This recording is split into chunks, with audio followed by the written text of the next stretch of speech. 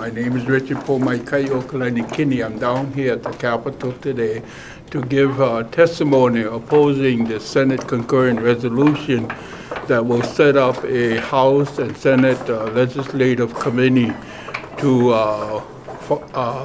follow through with the bill that Senator Inouye has introduced in the Congress that would cockroach would steal the Hawaiian lands that makes up the AHUPUA'A of Honolulu to the federal government under the Secretary of Interior.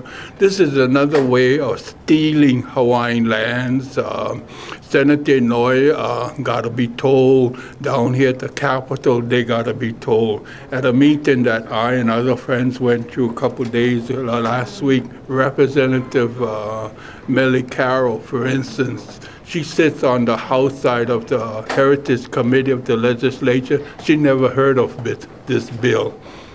Never heard of this plan, and yet supposedly this plan has been in the workings with Senator Inouye over 6 years, and legislators down here just heard of this plan, and our Hawaiian community not heard. My punchline coming down here that introducing of this bill by Senator Inouye into Congress without a public hearing in the state of Hawaii, not only to receive the mana'o from the native Hawaiian community, but the general public of Hawaii is heavy.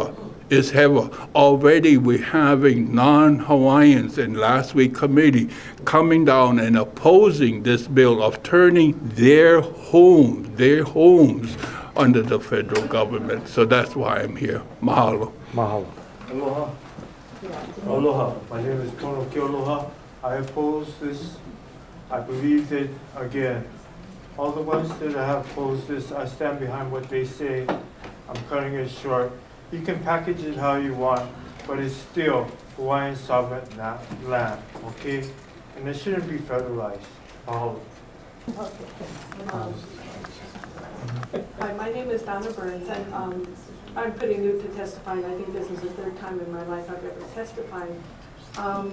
So many people, by the time you get to the end, have said similar enough things. I don't want to repeat them, but I would like to say that one of the things that hasn't been, it was touched on by Mr. Kenny, but it wasn't, I didn't think it went deep enough, was the fact that I was also one of those people that was at the Iolani Palace that day when we were surrounded by with policemen with vests and with tasers and with loaded guns.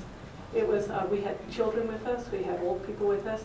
A little bit of background for me is that this federal thing, I was alerted to it by Tamer DeFries, who happens to be a niece of mine from, I don't look Hawaiian, but from my Heva Nui, Ohana. I also, my mother's a Holt, we have a Holt crib at Wai'hao, which we just put a new door on. We were told that day at the Iolani Palace that if we congregated in groups of 24 people or smaller, we would have no trouble. Our last, when we had a celebration at Wai'hao Church for the restoration of the metal door, it was falling apart. We all chipped in and bought a new door for our crib. There was about 150 people. I think through the years, Richard Sue, who testified earlier, is a classmate of mine, 1969 in Kamehameha. We were called the radicals on campus. And, you know, in high school, what we did is had a little newspaper that said we were against the war in Vietnam. And people keep saying, you know, you gotta, you know, it's not just a Hawaiian issue, it's an issue of justice. And where I went to school, at the end of the year when you're a senior, it's like one of the highest honors to be asked to be what they call a sponsor, because either you're really popular or you're really smart or really good looking. Well, I wasn't any of the three. I mean, I felt that I wasn't. But I thought, I can't do it because I was against the war. I was actually pacifist.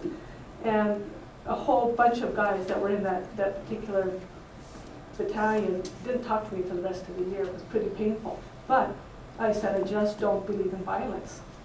And yet, we are treated at Iolani Palace. We're giving gifts. We're cleaning up the property. Another good friend of mine I grew up with, Hayden O'Luley, is one of the attorneys that took the case, that initially took the case of ceded lands.